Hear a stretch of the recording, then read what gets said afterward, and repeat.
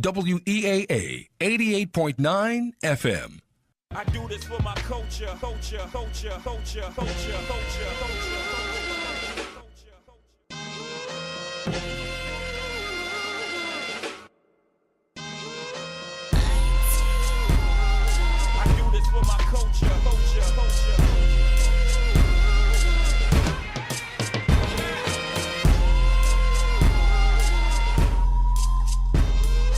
Peace and welcome back to For the Culture right here on your source for cool jazz aboard WEAA 88.9 FM and WEAA.org. Absolutely the voice of the community. Thank you so much for riding with me for the second hour of tonight's show.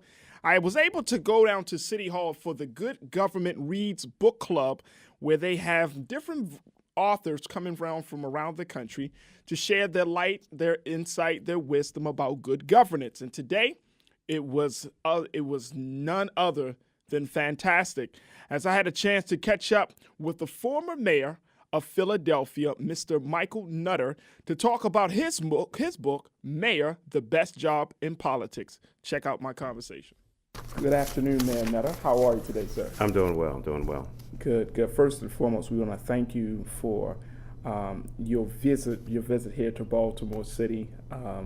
For your, I guess it's your book tour. Yeah. Talking about your book, Mayor, The Best Job in Politics. Absolutely. We know that you had an opportunity to have a intimate session to discuss your book. How was your session with some of the folks that work in government here in the city? Well, it was just fantastic. Janine Murphy is a true treasure, and just being here, of course, in City Hall, I've been friends with Mayor Pugh for a long period of time. A native Philadelphian. Yes, a native Philadelphian, and had the previous contact and relationship with members of the Baltimore City Council when I was in City Council. Wow. And so Baltimore has a special place in my heart. But the folks have just made me feel so welcome. We had a great time with the book club. Here in the city government, and just talking about public service and what it takes to govern, some of the challenges that we faced when I was in office, as well as I know current challenges that the mayor and her team face, and the city council, of course, in trying to provide high quality service to the citizens of Baltimore. So, Mayor Nutter, what would you say would be the biggest inspiration for your book? Is it to just tell your story, or is it to, more importantly, teach and talk about the importance of governance and leadership? Well, it's probably a combination of the two.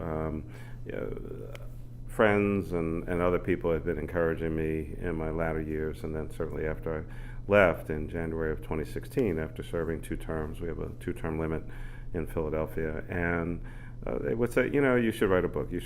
And my response was, I don't know anything about writing a book.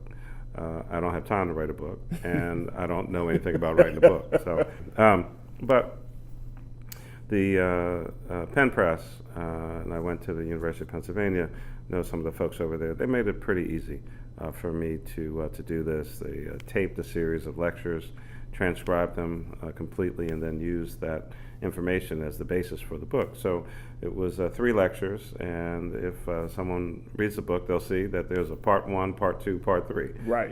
Which is why there's a part 1, part 2, part 3, because there were 3 lectures. And so they did a lot of that work.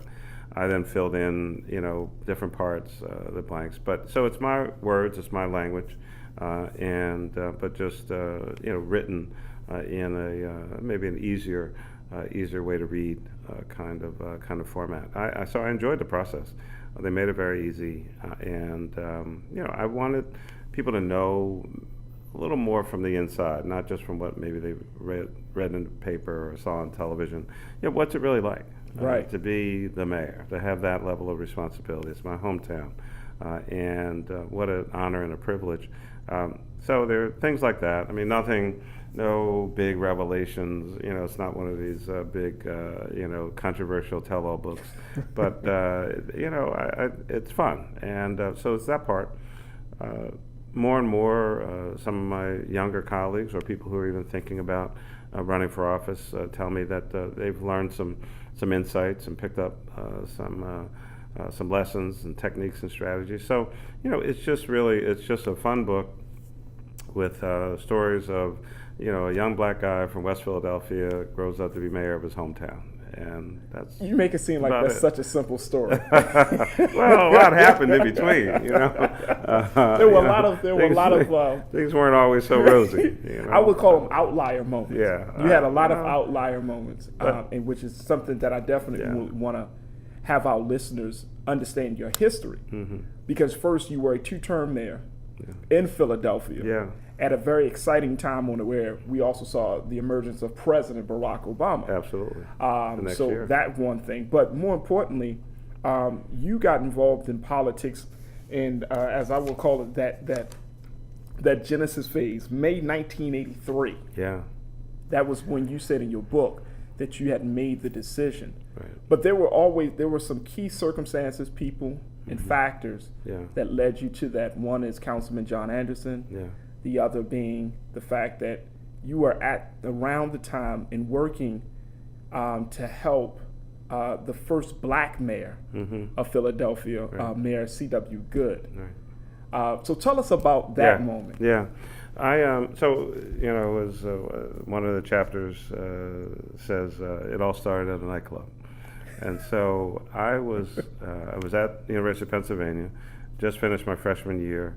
My best friend from high school and I went to Penn together and roommated and all that. And then his father opened the first black-owned discotheque in Philadelphia. And we started working there.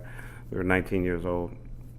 And this was a club that really catered to a 30-plus-year-old crowd. So, I mean, you have to grow up pretty quick to, be around and have any, kind of respect from the older crowd at that time.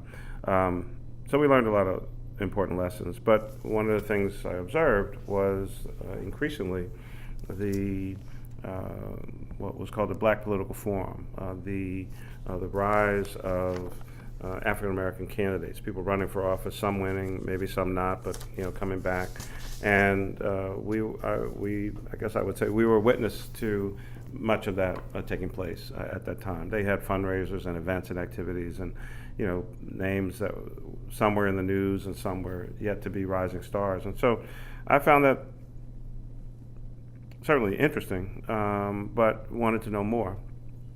As I say, one thing led to another.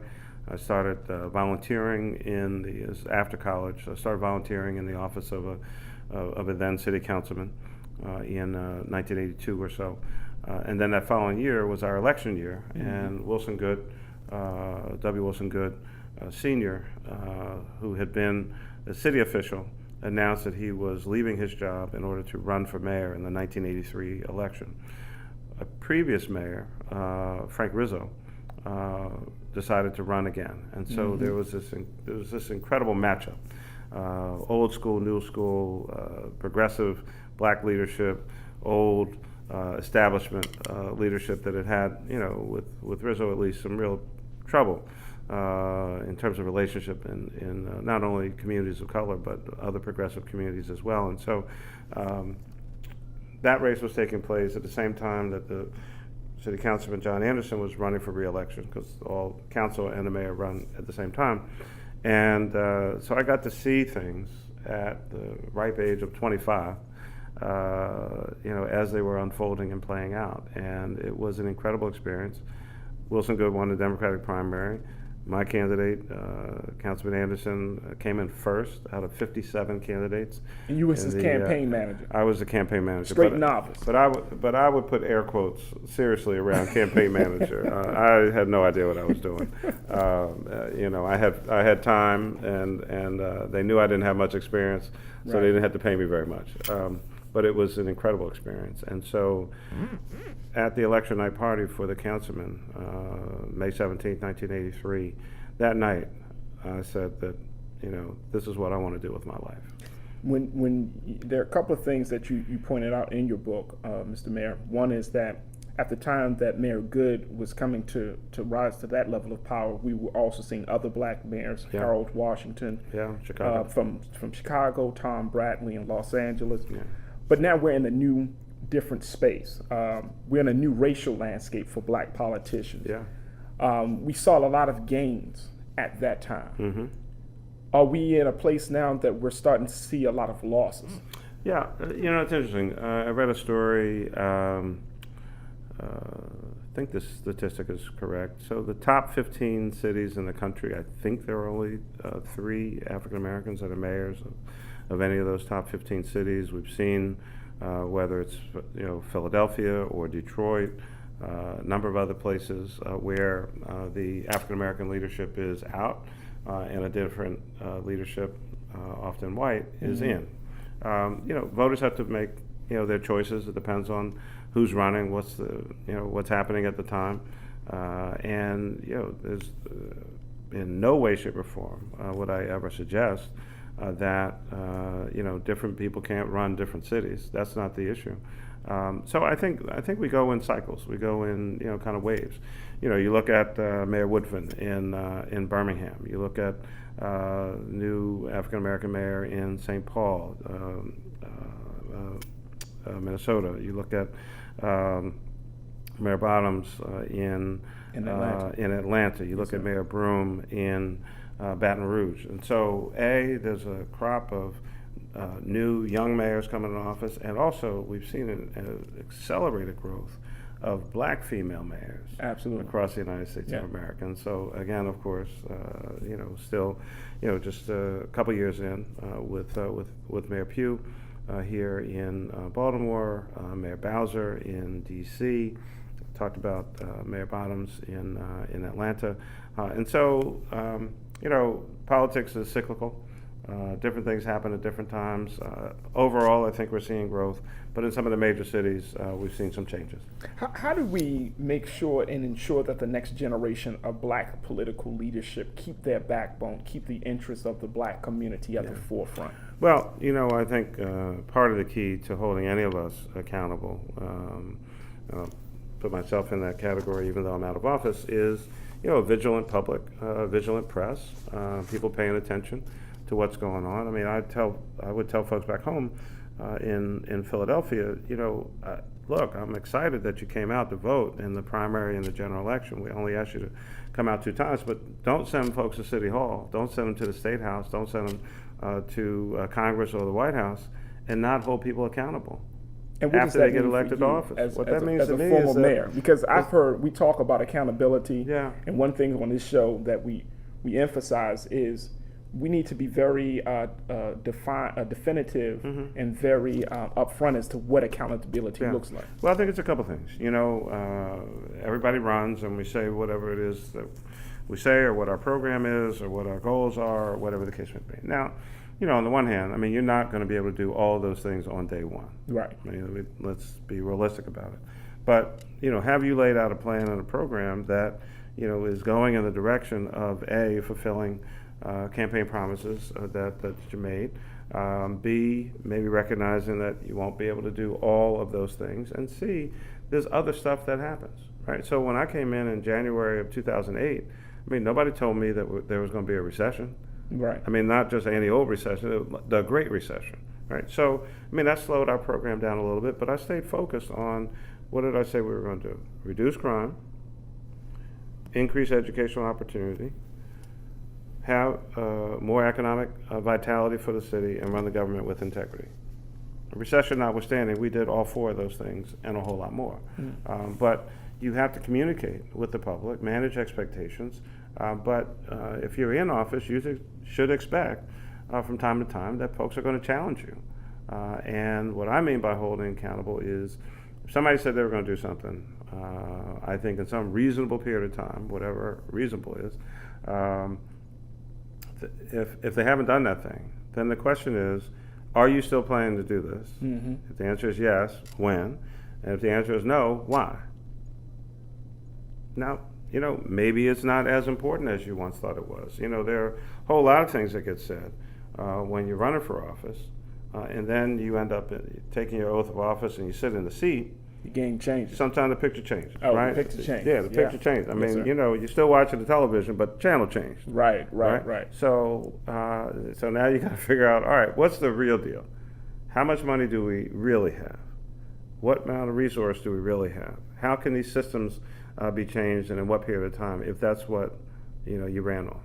Speaking of the recession, because I would consider that to be a crisis leadership moment. Oh, right? no question. It's hard to run a government without money. Right, exactly. You said that in your book it was initially thought to be about $450 million. But then in the forum today, you said it was over a billion. Yeah. In terms of some of the costs that you had to try to figure out where to cut services and people and whatnot. For you as the mayor of a city, for those uncertain moments, what's the most important thing to keep in mind when governing and leading people through those very moments of uncertainty? Well, it's the word that you use. The most important thing you have to keep in mind is people. That for Philly, the 1.5 million people who live there, for Baltimore, over 600,000, whatever the population is, why did you go into public service? You went in hopefully to help people. And so what you're trying to figure out every day when people come to you and say, all right, Mayor, you need to make XYZ decision. Here's the 3 options that we've laid out. You have to understand that some days, none of those options are good options. You're trying to do the one that has the least negative impact on people, but it's not going to be a positive kind of option. And so our approach was the decisions that we have to make, how will they affect our children?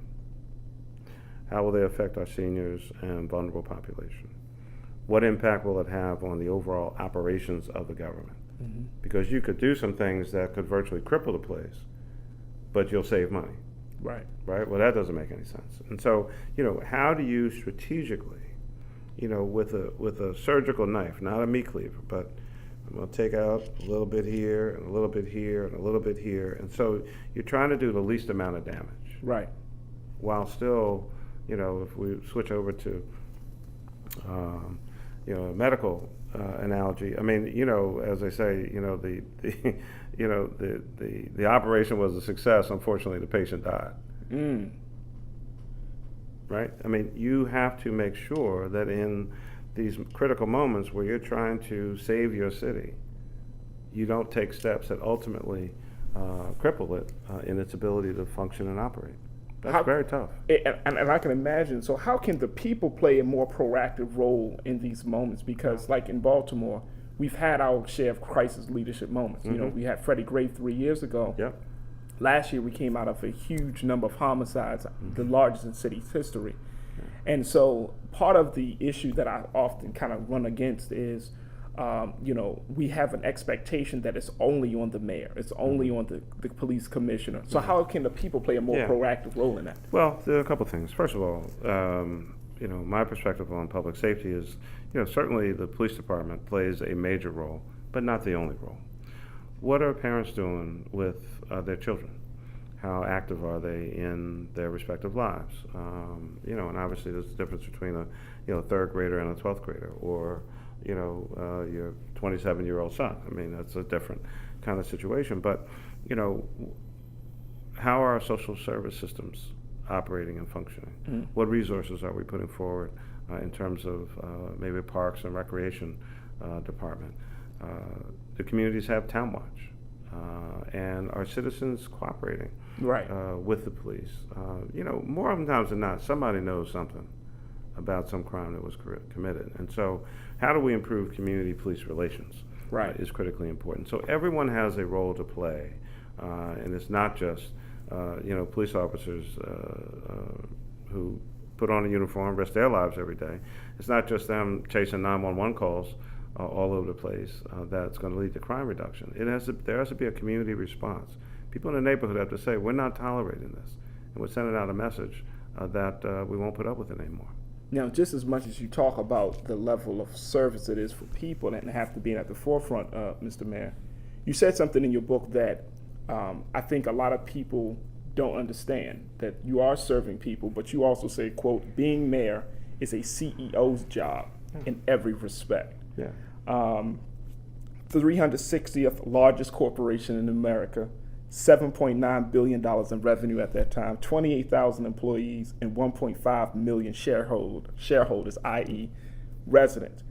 Some people would say having that kind of perspective will put a greater emphasis on the bottom line, that financial gain, rather than the cultivation, the service of other people. How would you respond to that if people say, look, it sounds like you're just trying to get money and not really working for people? First, that's a false choice. Second, it is just about a mindset that I do have 1.5 million shareholders, and if you're running a corporation, your primary focus is actually on your shareholders. And so the citizens of this city who work hard, pay their taxes, expect a certain level of service.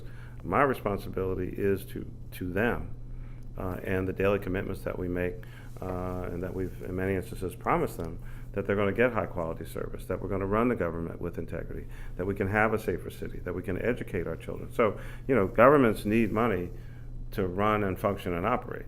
We don't print the money like Washington, D.C. We have what we have. And so I think you can be a good steward of those resources. I think you can provide good quality service, and I think you can run the place, to some extent, the way that using some strategies that you might use to run a business. If a business doesn't grow their customer share, they go out of business. It's that simple.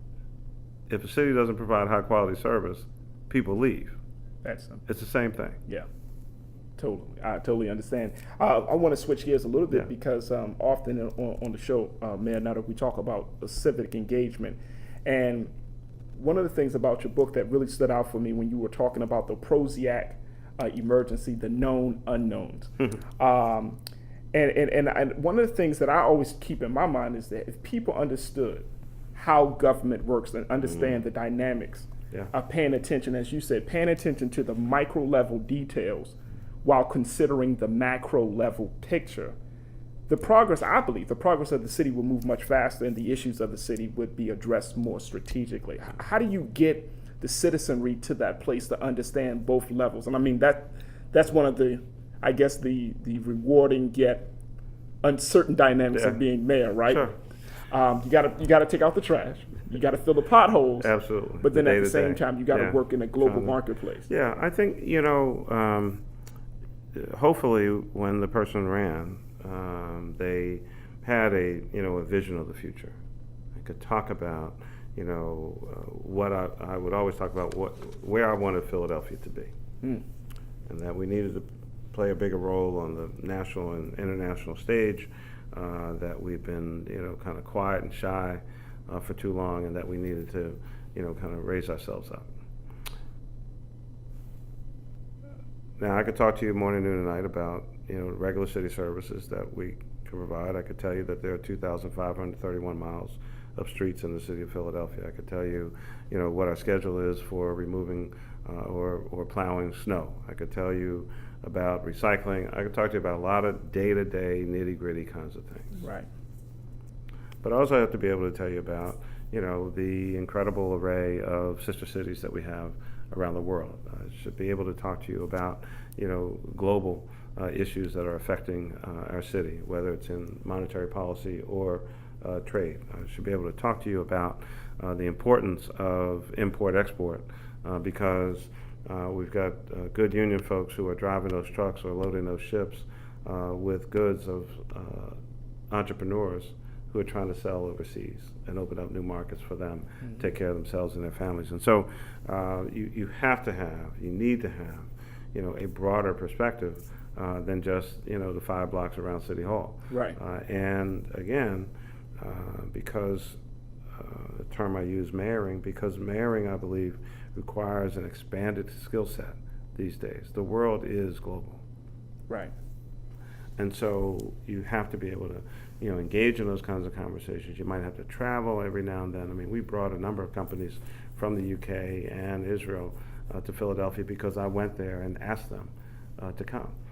No one signs a contract with anybody on the internet.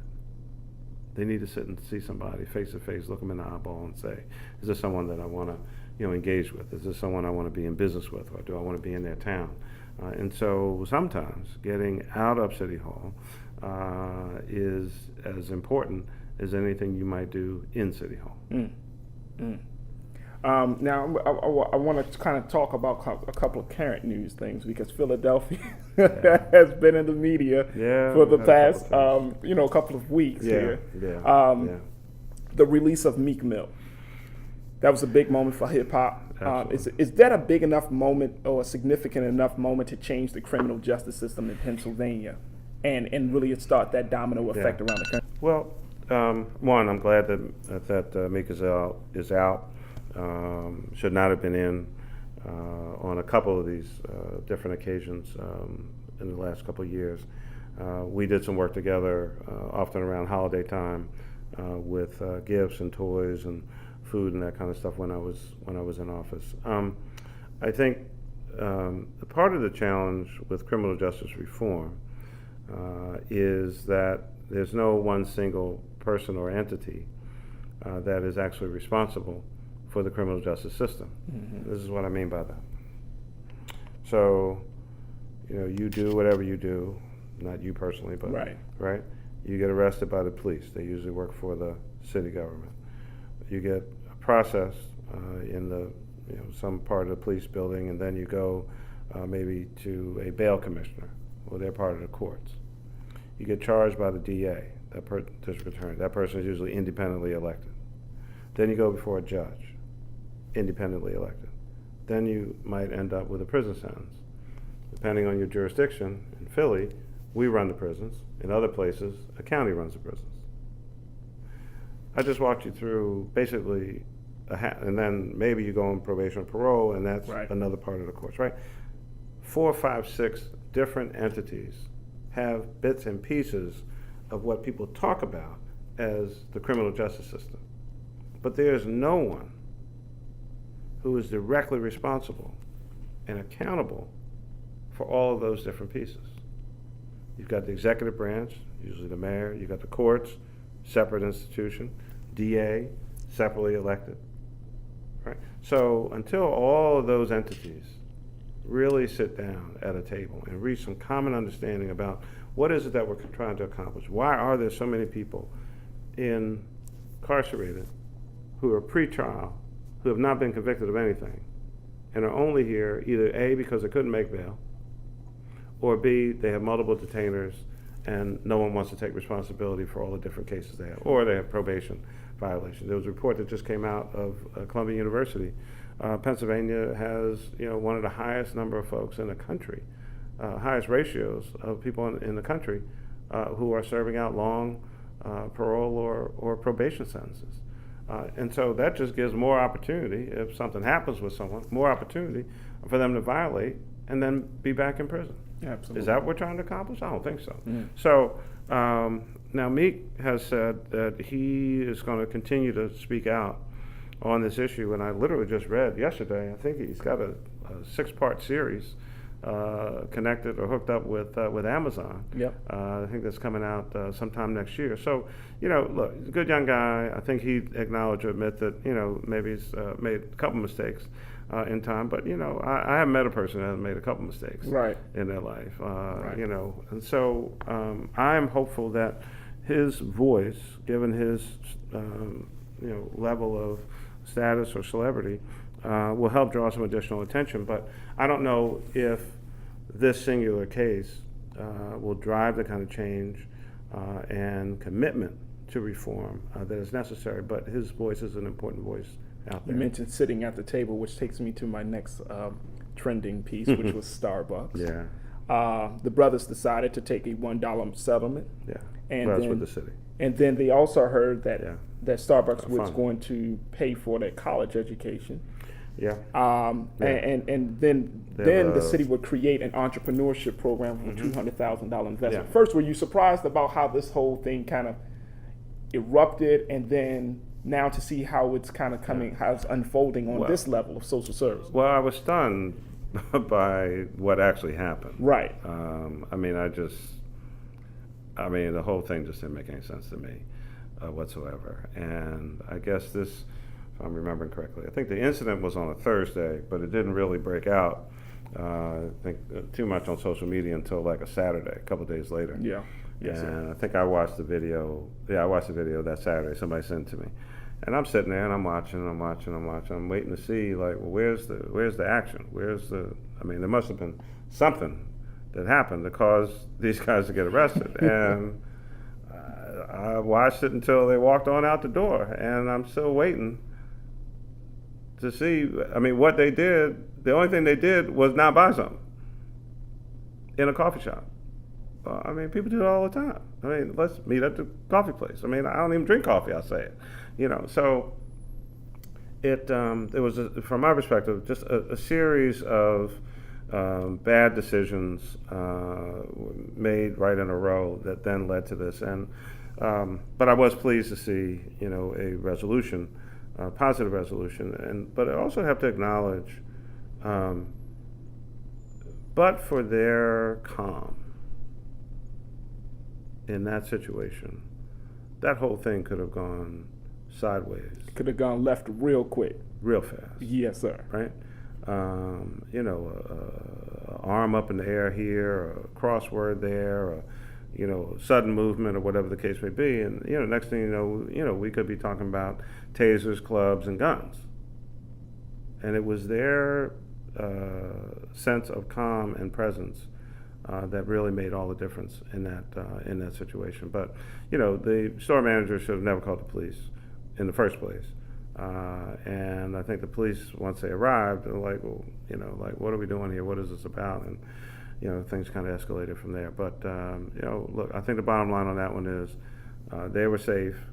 The CEO flew across the country just to be able to apologize to them. I don't think we've ever seen that in history. I don't think that happened in the United Airlines, John, where, you know, they dragged a man down the aisle, broke his face and everything else.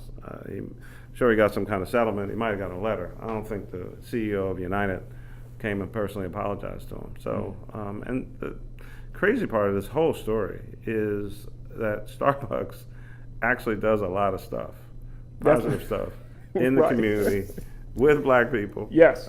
with young people. Yes. Certainly doing Philly. I'm sure down here is the same. And so, I mean, all of that good work was really had a shadow cast upon. I mean, you never even heard much about it, but had a real shadow on it because a manager called the police department.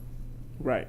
One You know, bad apple. One person. One bad apple. Yeah. But, you know, they're reviewing their policies, and ultimately that'll be a good thing, too.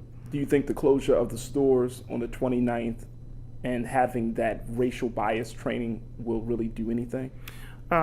Well, yes, I do. And I think, you know, one of the things maybe on the communication side, they probably need to maybe do a little better job of, it's not just a one-day thing. I mean, the stores will close for that particular day, but that's not the end of the program. It's actually the beginning. And some other things have already taken place. So I think they'll be doing some long-term engagement and training and over time, not just the one-day piece. Because, you know, the issues that we're talking about are not one-day issues. No. I mean, you're not going to suddenly, you know, become, I don't know, Mother Teresa, Martin Luther King, in the course of an afternoon, right? I mean, you're talking about people and their own whatever's within any one of us. So, but, you know, you got to start somewhere. Absolutely.